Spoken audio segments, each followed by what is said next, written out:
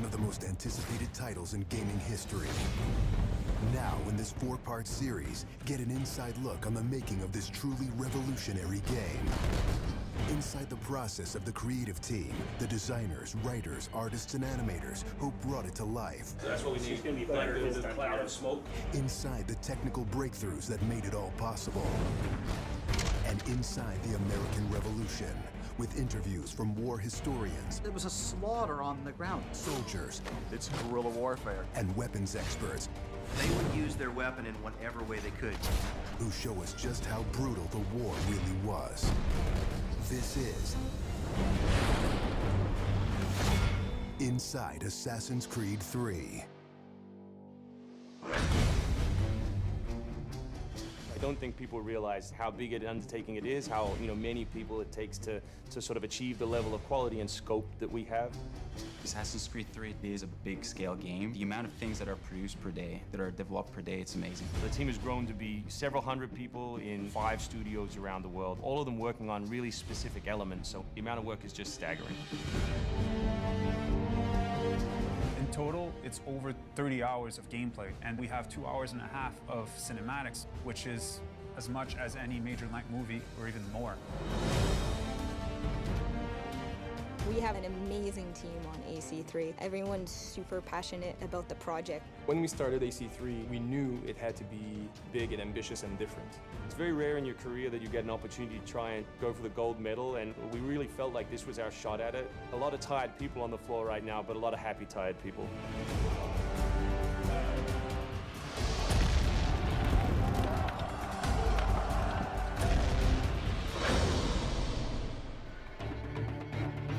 We've always tried to pick exciting periods in history and drop the player in, so they're exploring that time as well as our fictional story. Make ready. Present.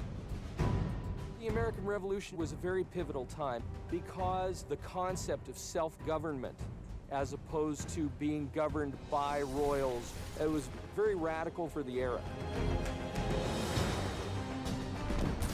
It's a great setting for a game because there's high stakes. It was the founding of a nation. It was a time when an individual could make a difference. It was all or nothing. They had to win or die. The Revolutionary War was an incredibly brutal experience. This is something you just don't really hear about in the history books, and something we wanted to bring to life in the game.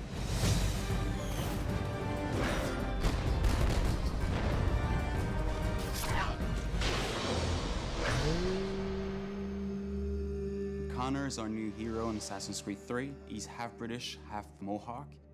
He's humble and more grounded to nature type of person. We did a lot of research into Native American culture. We've recorded dialogue in their native language.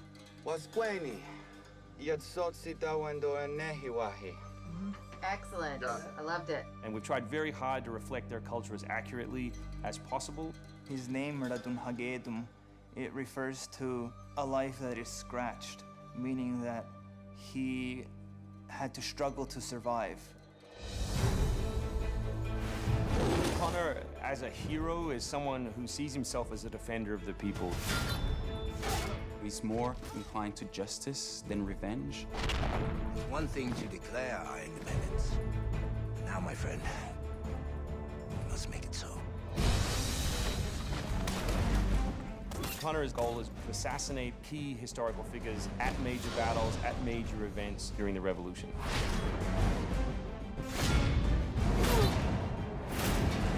He's a stealth operator. He can come out and viciously make a great kill, then blend right back in. If George Washington would have had Connor on his team, he wouldn't have needed many other people.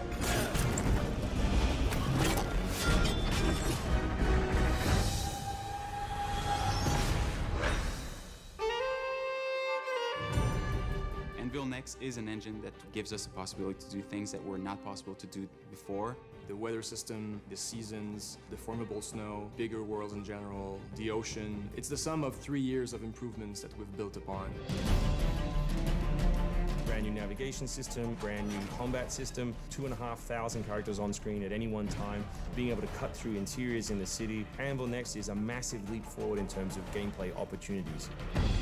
Cliffs, trees, climbable stuff, the water, that was pretty exciting, but also very challenging.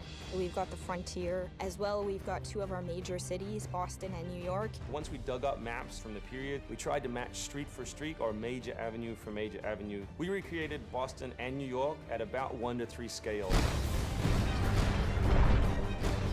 We set out with crazy ambitions for this game, and with Anvil Next, it brings the experience to a whole new level. The fascinating thing for us is that we can bring history to life. We can actually make it a place that's explorable and vibrant and real.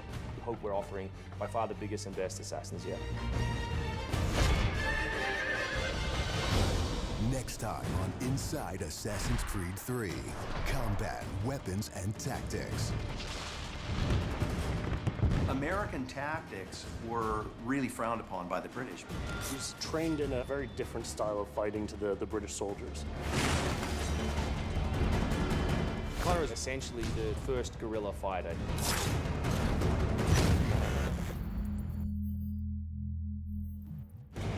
In this 4-part series, get an inside look on the making of one of the most anticipated titles in gaming history. This is Inside Assassin's Creed 3.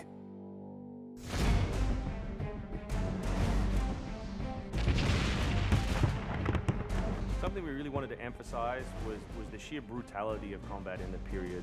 We've all seen the paintings of the Revolution, and death is glorified, death is angelic, but it wasn't that way on the battlefield. It was a brutal conflict. It feels that you're constantly going through dynamic fights, and that's not something technically we could do in the past. So it was like a personal challenge on the team to say, no, I think we can do this.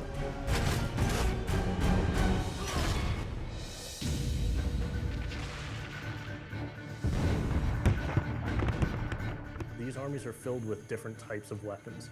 So, you know, you have everything from muskets, you have grenadiers, you have guys with boarding axes. Being shot by a musket would be an awfully painful way to go. The caliber size of the ball was at least 3 or 4 times as large as anything that any modern military is using today. After the muskets were discharged, they would charge with their bayonets, what basically is a giant spear, and he has every intention of running that through you. They would shoot and then they would march, and that hand-to-hand combat was really brutal. And whether it's people using a bayonet affixed on the end of a musket, a small hatchet, this is a kind of killing that is very mano a mano.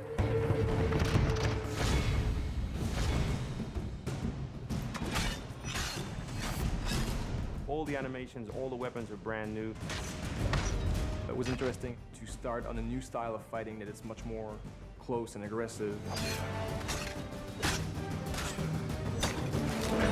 Connor's favorite weapon is the tomahawk, obviously super deadly in hand-to-hand combat. Also the bow and arrow. It fits with his native heritage and it's lethal. The rope dart, it's a real accurate Chinese tool that we found the references for that period as well. He can use it from the ground, so he can bring the enemy towards him. It gives him the ability, for example, on a tree, to hang someone from above.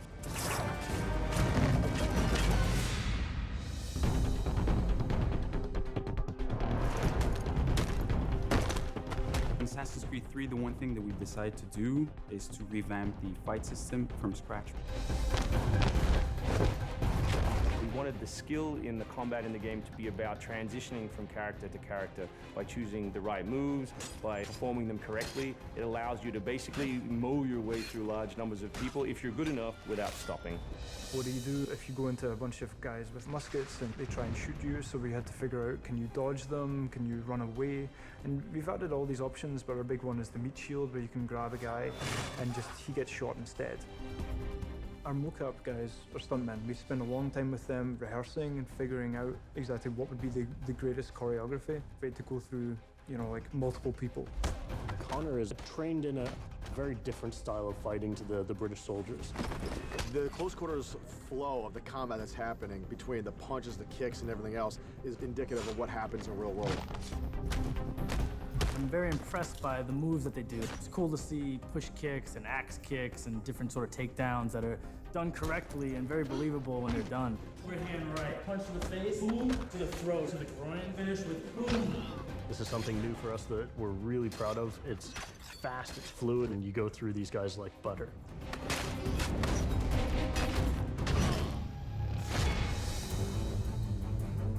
Connor is essentially the first guerrilla fighter. He's someone whose goal is always to move behind enemy lines, to pick off his target, and to escape.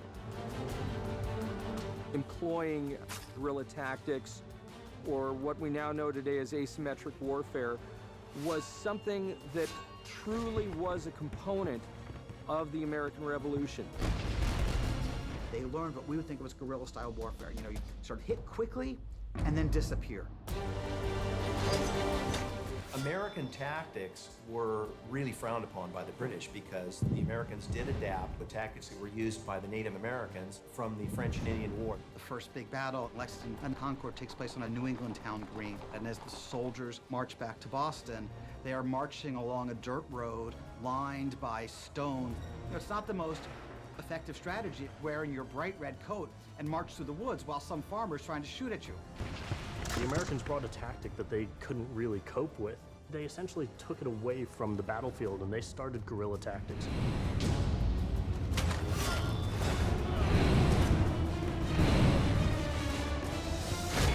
Next time on Inside Assassin's Creed 3, the hero behind the war. Connor is the hero of the American Revolution. He's a bit more like Dirty Harry. Connor is the current-day Special Forces soldier. Silent, stealthy. He's fighting for freedom, and he's fighting against tyranny.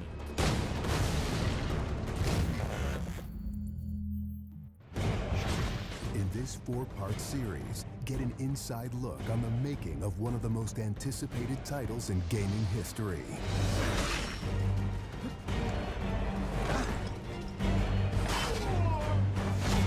Inside Assassin's Creed 3. Connor is the brand new hero in the game. He's a brand new assassin. He's half Native American, half European. We wanted to build that base conflict into his background. Why are you here? When he begins his journey, he has a very clear sense of what is right and what is wrong. He is forever motivated by a desire to do the right thing. Commander, Connor. He's fighting for freedom, and he's fighting against tyranny. You as Connor, as the assassin, are the critical part of the American Revolution.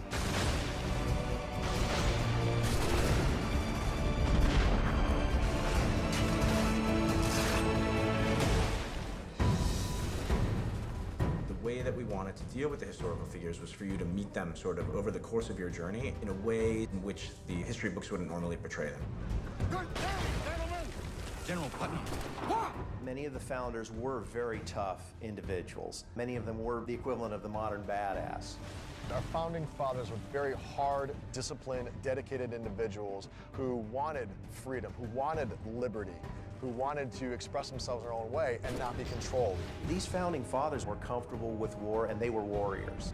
Do not fire until you see the whites of their eyes. Connor doesn't know much of the European ways at first, and then he gets to learn about these guys, these heroic figures. So for Washington, for instance, he sees that very strong guy, and Connor believes in him. Connor is moving in and out of both the Revolution and the rest of the history. Whenever he sees conflict between two groups, he takes the side of the greater good.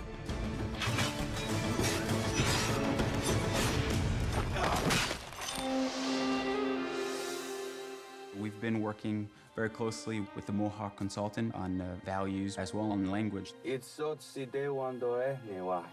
We are Gunyetgahaga. Gunyetgahaga means the people of the Flint. Agorateka, you're doing great. And our language is called Gunyetgeha. Every time that he's with his people or in his village, they speak the language, which I think is really cool.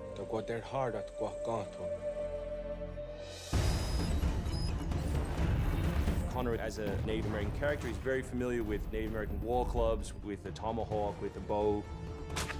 He's got very refined sense of hunting and tracking. He's been raised with the ability to navigate this environment. Connor has a lot of his ancestry's strength from the Mohawks. He's strong, he's agile, he's able to run in the wood very quickly. It's really his nature, that's really his home. We had so many different versions of Connor, and he started off really slim, and then we bulked him up by adding fur and cloaks and all these things. Instead of this thin, lean assassin, like, he fills out his coat. He's just a warrior in every sense.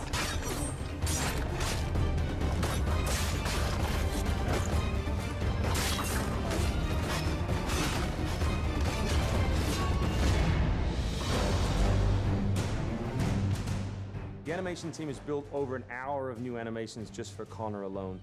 We started by looking at lots of military moves and even traditional ones of how you would fight with a tomahawk. We looked at that and we just thought it wasn't awesome enough. So we went really brutal, and it wasn't just throwing in blood.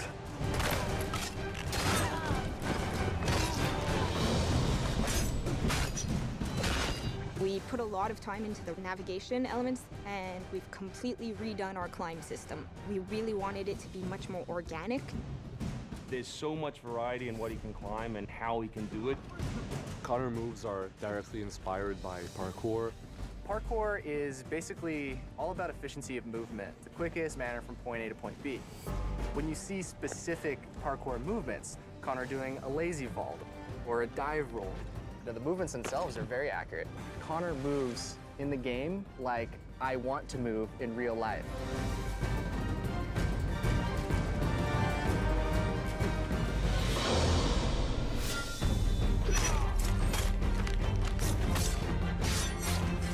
We wanted Connor to be a dual-handed specialist, so basically he's ambidextrous, he can fight with both hands. When he lands, the ground shakes. And when he fights, you know, people are getting knocked left, right, and center. He's very brutal.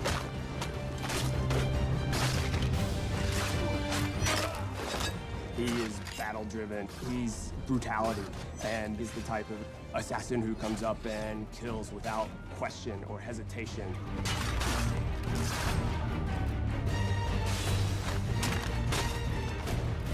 The soldiers were not really able to go up against Connor. Connor's a killing machine. He's a ninja in a tank with a Wolverine in there.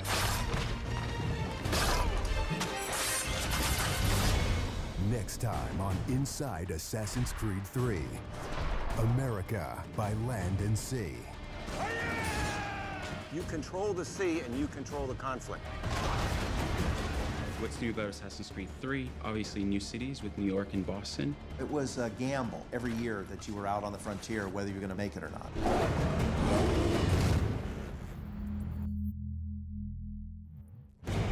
In this 4-part series, get an inside look on the making of one of the most anticipated titles in gaming history. This is Inside Assassin's Creed 3. Ever since Europeans arrived in North America, they had been involved in shipping goods back and forth across the Atlantic Ocean. In order to make this economic system work, the British tried to control the goods that are going to the colonies. And it was those goods coming back and forth which made a few places on eastern North America important. Whether it's the Boston Tea Party or the Boston Massacre. Fire! We have these big historical events that we can situate our game around. All of these events that people have a rough understanding of, but they've really never experienced.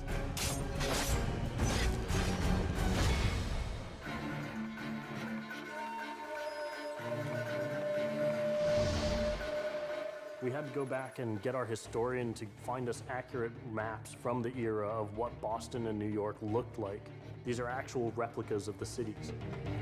If you're familiar with those cities, you should have that sort of eerie feeling of finding familiar sights. We really wanted to push the animations and just make it look like it's a real living world. As you walk through the crowd, you'll also see animals in the streets. They'd have a pig, they just clip his ear in a certain way, and they'd let him go in the street. And then he'd eat garbage, and then when it was time to eat the pig, you'd go and find your pig, and you'd slaughter it and eat your pig.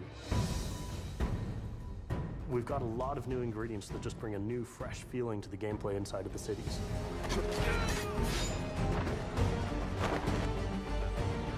We have these great new stalking zones that you're going to find throughout the cities. It's a great way for you to remain hidden from your enemies and actually be able to sneak up to them so that you could assassinate.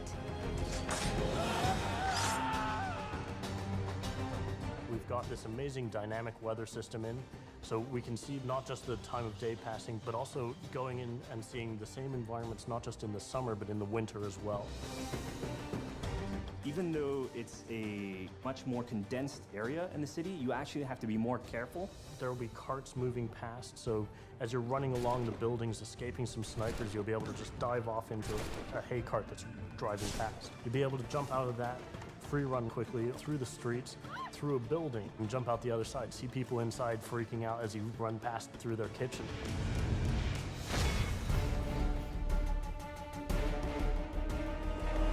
Living on the frontier was extremely difficult. Not only did you have harsh winters, cold, freezing temperatures, in the summer you had heat, humidity, so it was a gamble every year that you were out on the frontier, whether you're going to make it or not.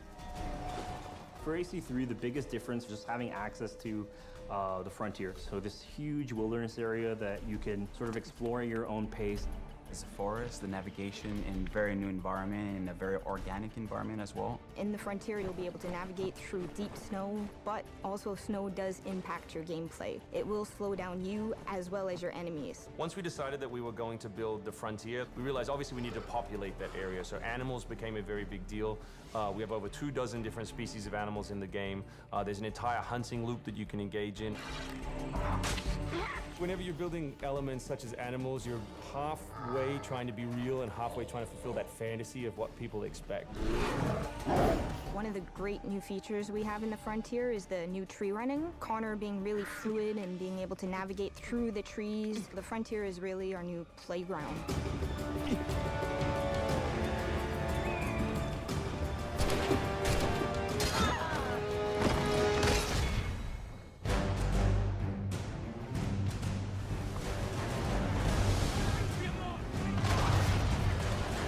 This war at sea was truly a global war and involved not only the British, but the French and the Spanish and the Dutch. Naval engagement of that period was all about closing the distance. Boarding is the end game. You've got to be able to close with the enemy, get alongside, then get on board to steal his ship. You want to take that ship intact if you can, because that's where you get your prize.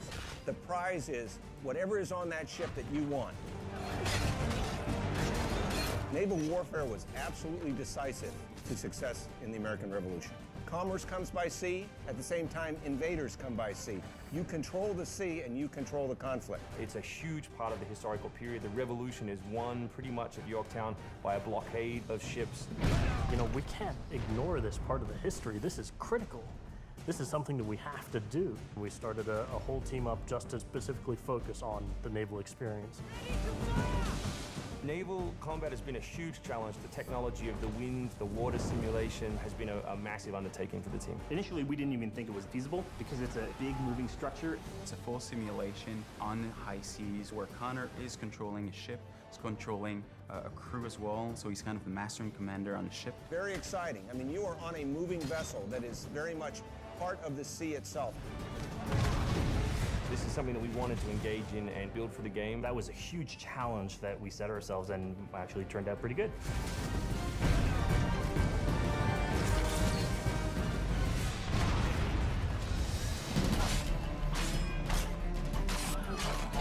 If you haven't played any Assassin's Creed games before, we really think this is a great point to get on board. It is a new story, it is a new character. This team is full of people who love making Assassin's Creed, who are delivering just an astoundingly polished and fun experience. As a creator, nothing gets better. To be frank, it just looks great. Seeing all of this coming together at the end, it's amazing. For new fans, really, this is about as good as it gets. It's by far the biggest and best Assassins yet.